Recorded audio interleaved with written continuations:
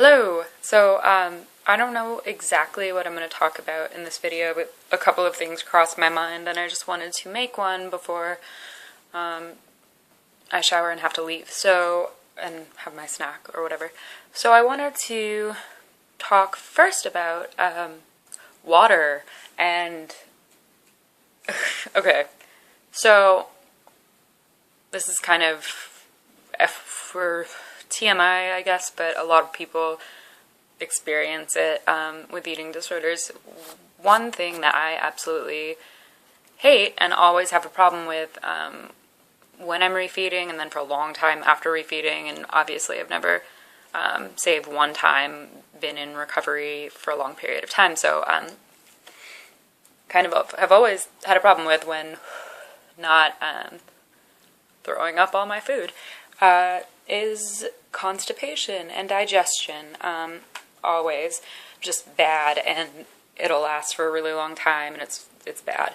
So I have gone to the bathroom a few times today, and I was like, what is prompting this? Because I never become hypermetabolic or whatever in recovery. A lot of people I know, when refeeding and particularly when restoring weight, become hypermetabolic and have these big meal plans, and I know that that's really uncomfortable in its own way, but go to the bathroom a lot, have hot flashes. I personally have never experienced that.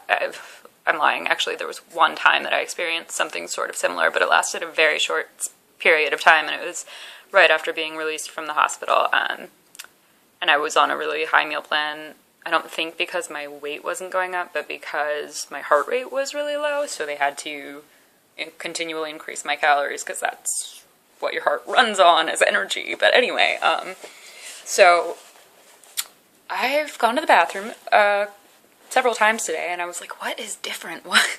Like, that's fine, but why am I able to go to the bathroom?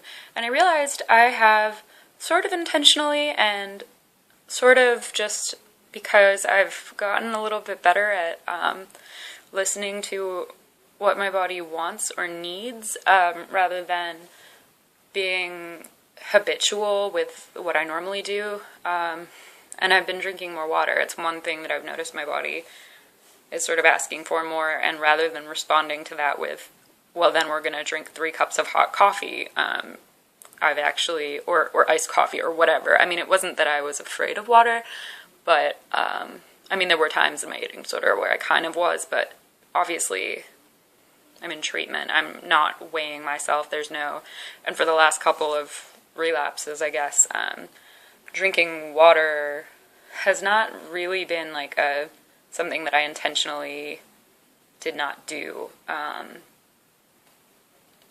I always felt like I needed to have something flavored, so I would drink like flavored water or Powerade Zero usually. But, you know, and I didn't drink enough, but that's beside the point. It wasn't on purpose. So I think that water does a lot of good. I know, I've read that. There was this book I read a while back by Cynthia Bulick. She's the head of UNC, University of North Carolina's eating disorder program, and anyway, I went there for a little while, but they have, she has this book. She's written several books. One that I have in my car but have not finished is called The Woman in the Mirror, and it's about body image, and learning to see yourself for who you are rather than what you look like, and obviously she's a scientist, so there's a lot of other interesting stuff in there. She's also like a mother and whatever, but she's interesting. She's very intelligent. Anyway, there's another book she wrote called Crave, that I read a while ago that is about binge eating, and because that seems to be a part of my eating disorder outside of even like starvation response, I read that book, and one of the things that I do remember is like this really heavy emphasis on artificial sweetener, like basically being really bad for you, and I have that bad thing with artificial sweetener. That's also gotten a lot better, but it's still something that I use every day in large amounts. But less than before, much less than before. Anyway, she said she understood that it was not easy, basically, to cut that out, but that she really recommended that for every artificially sweetened drink that you had, you also had a cup of water. And what that did was it made it so that you were less likely to keep drinking the artificial sweetener, which makes it harder to, it like destabilizes your ability to taste things unless they taste really intense. So it screws with your taste buds as well as your cravings for binge food and your body's ability to feel satisfied with not grossly artificially sweetened or like salted or whatever food. So that was one thing I wanted to share about, and I've talked for 6 minutes about water. Another thing, I've been watching a lot of YouTube videos lately, mostly Jen Friedman and Caroline Rothstein and some of Katie D or If Green Should Slips stuff and a few other people, but primarily those three. And I have been mentally taking notes and sometimes actually physically taking notes. And I'm trying to come up with, I'm really trying to put my best foot forward for myself. It's difficult. I constantly feel like I don't know what I'm doing, or like I'm not doing anything, which can't be true because I really have changed. And I think that this is a fair assessment. I have not changed enough to trust myself yet. It's only been 4 months since I went into treatment.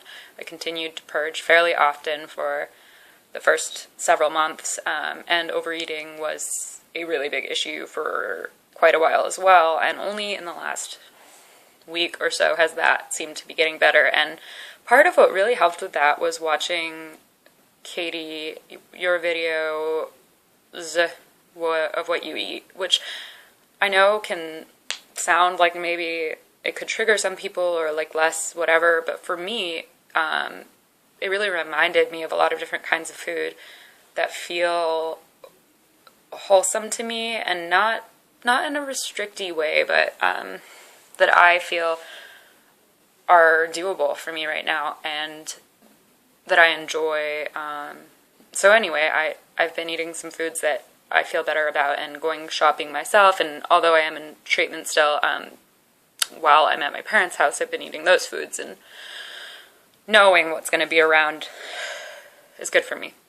Anyway, so that's helped. But I've also been, I might have to make a second video. I got a new journal, so I don't know, you can't really see, but it says journal, just in case I forget.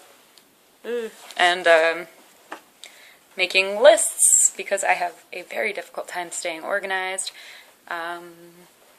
and trying to journal just a little bit more, and trying to take the suggestions I am given in treatment seriously, though sometimes I am not able to follow through completely, but taking the initiative to try is different. I'm going to make a second video. Okay.